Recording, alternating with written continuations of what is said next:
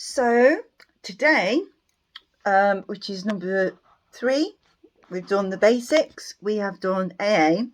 Today we're going to talk about TSM. TSM is the Sinclair method.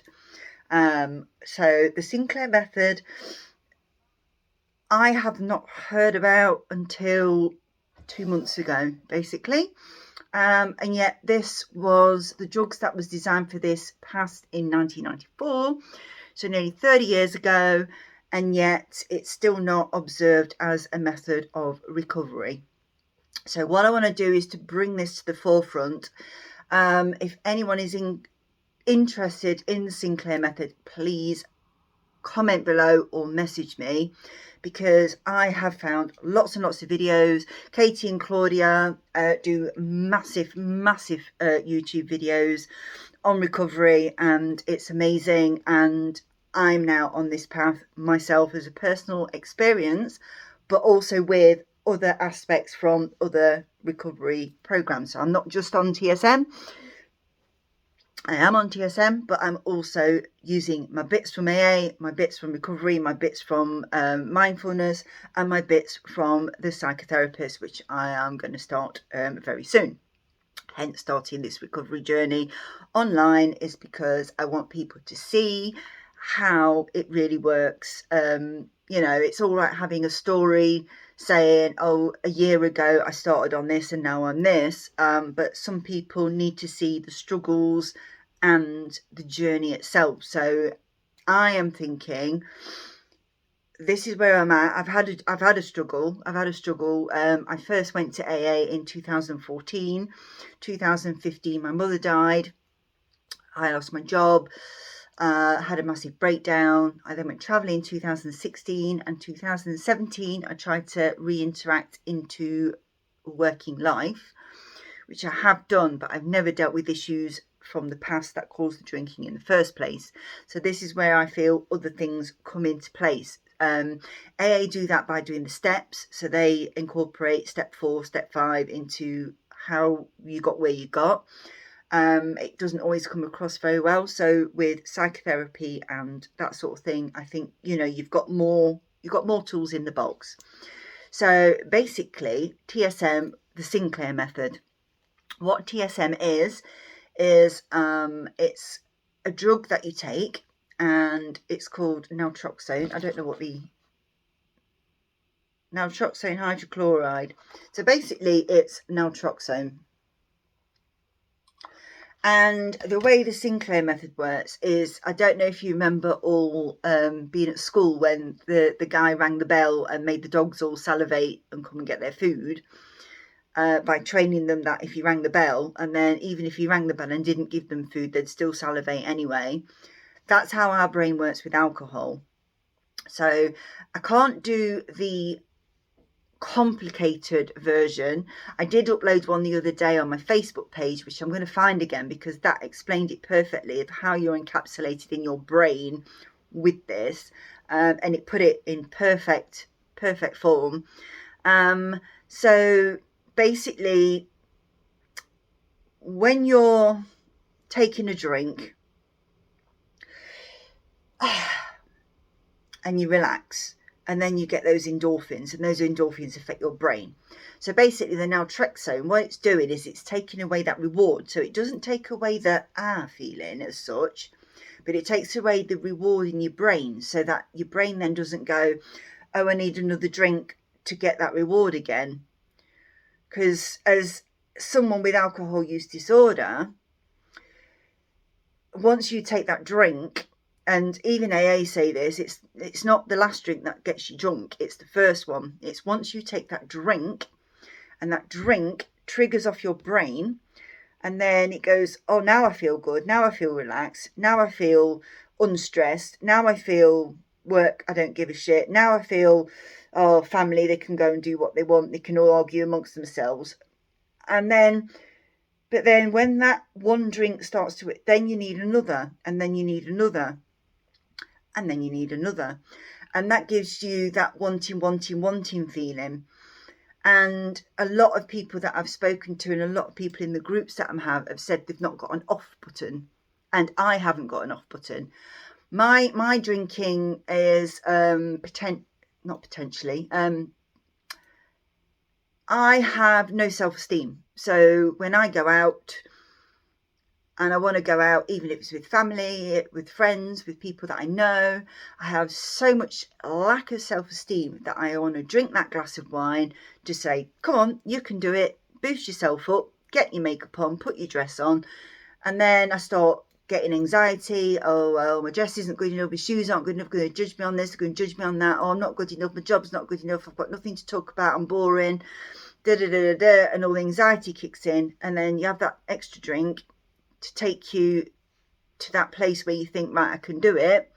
But by the time you've got there, everyone else that perceives you, you're drunk, you're pissed, and you are. So it's a really tight screw as to where you feel that you're comfortable with the amount that you can drink before you can cope to other people coping with you.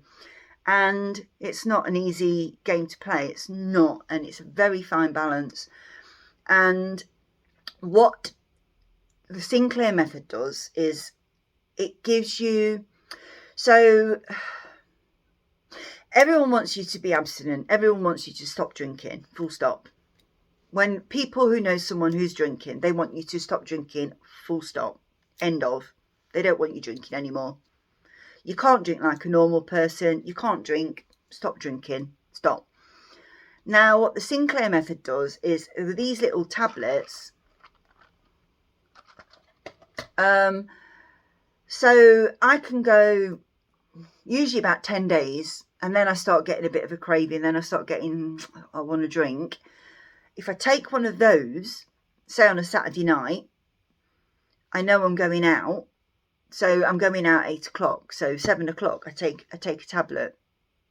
And then 8 o'clock, I meet my friends without having that drink prior. This is where it comes down to extra psychology and extra support, because yeah, I can take that drink at 7 o'clock if I'm not meeting my friends till 8, but if I've not drank that bottle of wine before I go and meet them, how am I coping? It's the coping mechanism. So all this comes into play massively, because how can you cope?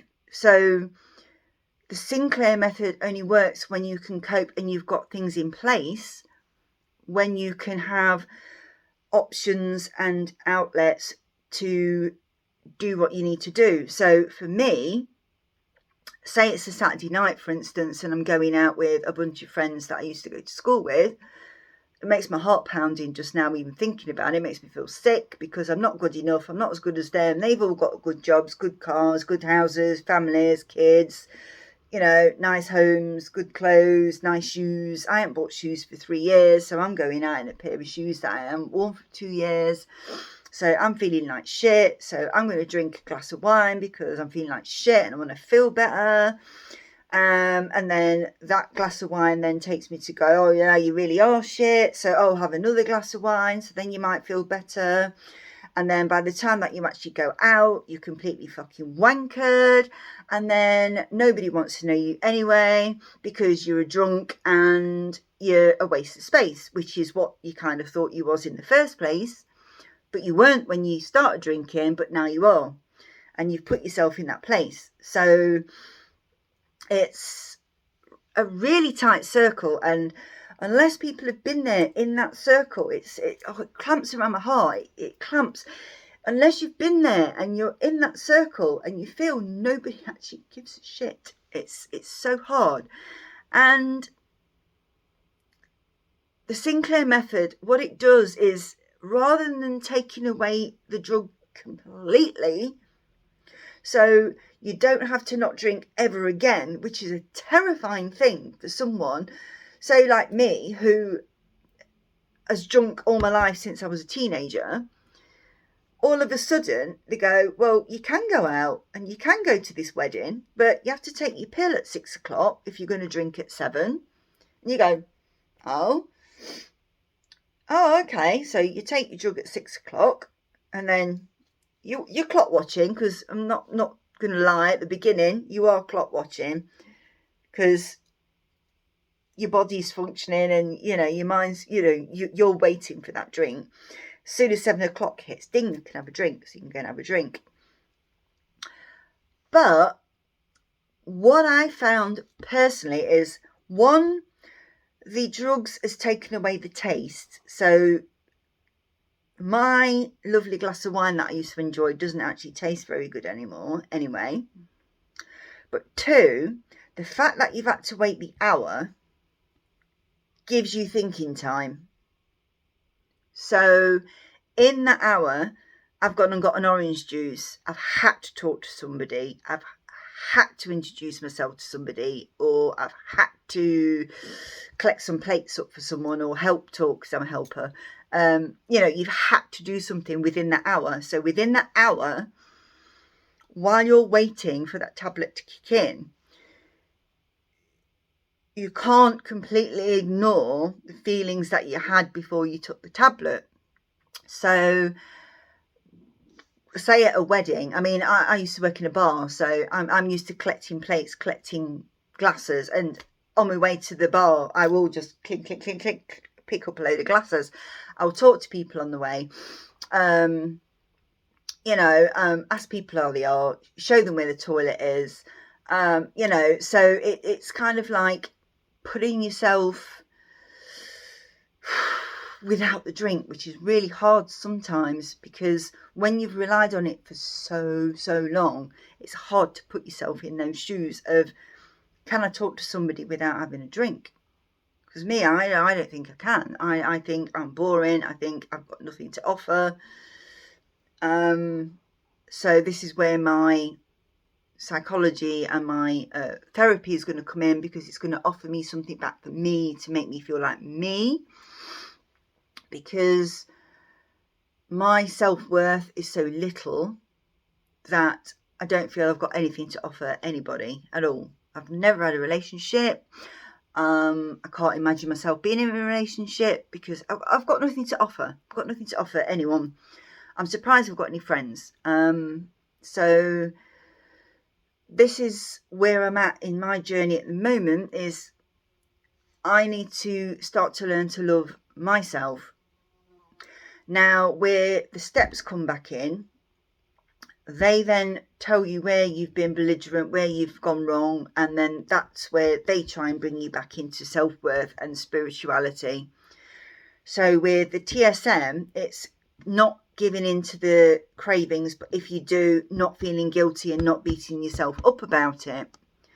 And then what we're going to talk about tomorrow will be the smart moves, and then we'll talk about that tomorrow. I'm not going to go into that today.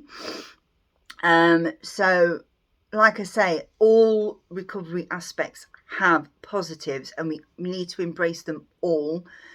The TSM, it just stops you feeling guilty when you have that breakdown, when you go, oh fuck it, I can't, I just need to go and get that drink. And then you don't feel guilty about the drink, but also the way it works medicinally, pharmaceutically, I think it is called, it stops you having that buzz. So then you drink the drink on it, which is what I'm on, and then it doesn't give you that same feedback. It doesn't give you the warmth, the feeling, the homeliness, that local space that you normally get from it. So, I mean, last time I drank, it tasted like battery acid. So not only does it change the taste, it changed the taste and the feeling. And then what you don't get is the reaffirmation in your brain. So when you do drink it, at the end of the day, when you come in, you go, normally you'd get that. What that takes away, it doesn't take away the but what it takes away is the affirmation in your brain that you need the next one. So again, this is why it works for some and not for others, because some people only need that one when they get home and they don't need anything else. So this wouldn't work for them. But for someone like me that's not got a stop button, this is a big yes for me, because yeah, I get that, But then I don't have that off button. I then keep going, because I need more, I need more, So those, where we said earlier, where you've got them that get home and they've got stress value, and they come in, they've got 4 kids and they just want to have a glass of wine because they just need that. They might drink every single day, but they only drink that one glass of wine. Are they any more or less alcoholic than somebody who has got 4 kids that only drinks on a Saturday night, that goes out and drinks 20 glasses of wine? No, they're not. But also, it's how you deal with it that matters. And this is where it's going to come in, where I start bringing other things in. It's that woman who drinks her glass of wine every night. She's still relying on that glass of wine. That woman who drinks her, so I'm saying woman, sorry, being sexist, who drinks her 20 glasses of wine on a Saturday night, doesn't drink all week but drinks on a Saturday night, binge drinking. Yes, that also needs addressing. We all need looking after. We all need love. We all need care.